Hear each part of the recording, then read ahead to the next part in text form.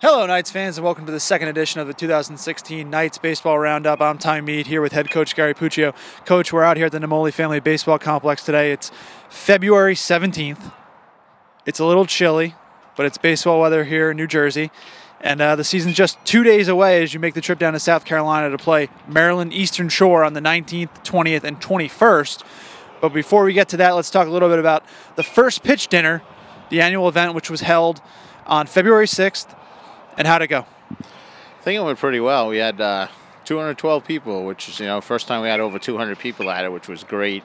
I thought all the speakers did a really good job, and I thought the night flowed pretty well. Gotten a lot of compliments from a lot of people.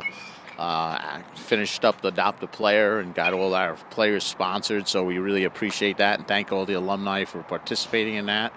And, First Pitch Dinner keeps growing every year, and it really was a nice event. How about the alumni? Who was involved there? Anyone in particular that made an appearance for the first time? Yeah, there were quite a few first-time guys. I think we had 38 total alumni there this year. Dennis O'Brien, obviously, first time he was able to make it and gave out his award, Dennis O'Brien Award to John Bittmann, which was pretty classy. We liked that. And Joe Flack got the ball to start the season. So a lot of good things happened at it. What's it like for you to see so many of, now in your 6 years, so many of your former players actually attending the dinner as alumni? Yeah, it's pretty neat. I mean, seeing the guys back from last year's team that made the playoffs, about 6 of those guys that had graduated came back, and that's always a good feeling. And Kyle Weeks has come every year, who's my captain here one of the first years, and Erik Anderson, who was the first kid I met here, who's now obviously one of our assistant coaches. He's the first kid I actually met here when I became the coach. So, yeah, it's a good feeling to start having my own guys coming back. It's hopefully we've made the program better, and hopefully they're proud of their participation in the program, and it's good things for years to come, we hope. Now, you mentioned Erik Anderson, an FU baseball alum. You also have Eric Snyder, an FU baseball alum, on your staff. And Justin McKay, your other assistant coach, he played for you at Briarcliff. So what's it like for you to have so many of your former players on your staff? What do they bring to the table?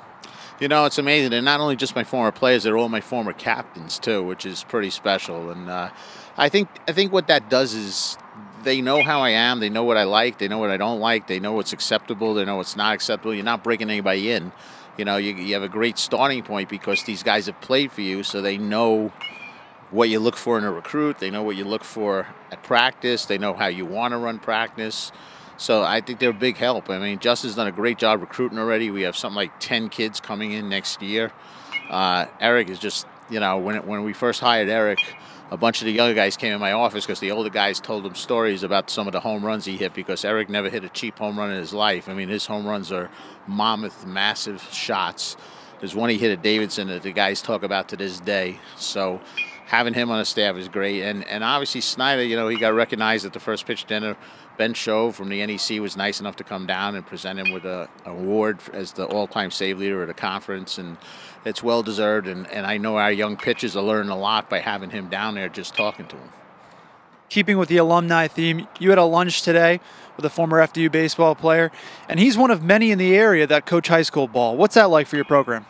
Yeah, we need to make a better connection with all those guys, because I don't think I've done a real good job of that so far, partially because I didn't really know, and partially because it's just something we have to start getting around to as we keep improving the program. But Mike Policastro had lunch with today, who's got phenomenal stats from the 90s. He's one of our greatest players, and he coached at Bloomfield High School. I know Pat Gironi from the 2000 era coaches, and Andy Pagano, and there's a few others. And I'm going to try to set something up to reach out to all those guys so that we start making a better contact with them about recruiting and about just being a part of FDU. They're part of our past, and every one of those guys I mentioned is an all-decade player. So, they're a big part of our past, and we want to keep that connection, hopefully get some of their guys to be playing at FDU in the future. Let's transition to the field now. I know last week the NEC released its preseason poll. Your team was picked six of the 7 teams in the league. What'd you think of the spot you were picked? I don't know. I mean, on paper, I don't really know how that's possible. I mean, obviously it could happen. Maybe we do finish 6th, maybe we finish 7th. I mean, you never know what's going to happen on the field. But on paper, returning 8 out of 9 starters, returning 2 conference starters, John Chalupa, who was our ace 2 years ago, coming back to the rotation, I think we should have been picked a little bit higher, but time will tell whether I'm right. All right, now let's look ahead to this weekend. 3-game series against Maryland Eastern Shore in South Carolina. What's the weather report for this weekend? 72, baby. 72. So you're improving the weather first. We just turned the numbers around. 27 here, 72 there. You know, it's unreal. Let's look at the starting pitchers. You're going to pitch 2 guys who are veterans at this point in Joe Flack and Logan Fratty. You're also going to start freshman Corey Zeller. What do you expect out of Zeller? You know what? He's been impressive. He's a freshman from Ohio. I think he was 25-3 in high school. He was a winning pitcher in a state championship for Bloom Carroll High School. The kid's got talent. The kid's gutsy. He fits the kind of pitchers I like. Time will tell whether he's the right guy down the road, or how much he continues to do that. But I felt he's done enough to deserve a ball and deserve a shot the first weekend. Now, Joe Flack will be the starting pitcher on Friday in game number 1. That was set by the first ball at the first pitch dinner. How did Joe Flack earn that honor?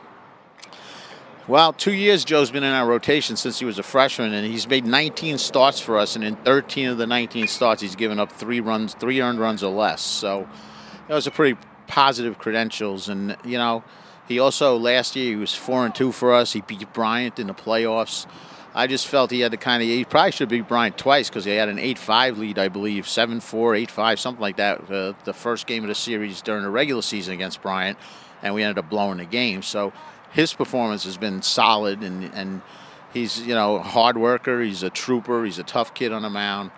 I expect a good performance from him. And he said to me, we haven't won opening day in the 5 years I've been here. So he said to me, give me the ball and I'll get you the first W on opening day. And I said, okay, I believe you.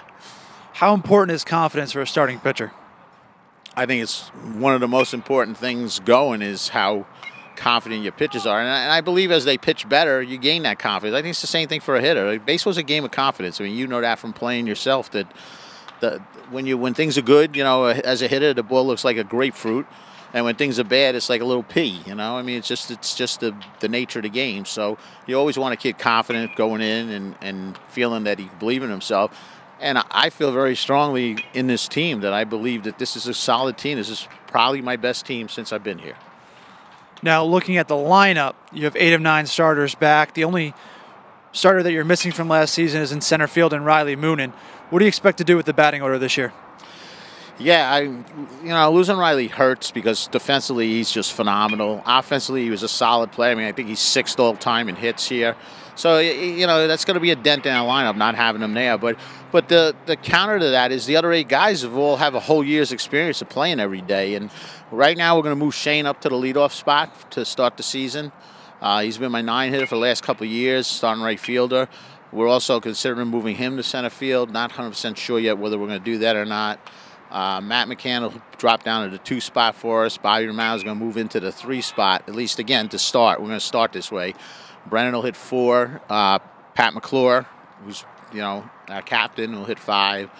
Dylan Sprague's going to hit 6th. Joel Roman will be the DH hitting 7th. And Jai Giakis will play 1st. And we're still deciding who's going to play the other outfield spot for the 9 hole. Now, how will that lineup change when you face a left-handed pitcher? Yeah, lefty pitcher, Joel more than likely would not be DH, and we DH one of the righty guys. We've got a couple of bats. I mean, Jason Fatzinger last year hit 300 against left-handed pitching, so he's definitely in the mix. Got a couple of young freshmen, Craig Aline, CJ Stabline, they could be in the mix, and Evan McDonald, freshman catcher, could be in the mix. So we got some definite possibilities there that we think are all going to be productive for us. All right, Coach, good luck this weekend, and we'll catch up with you when you get back from South Carolina.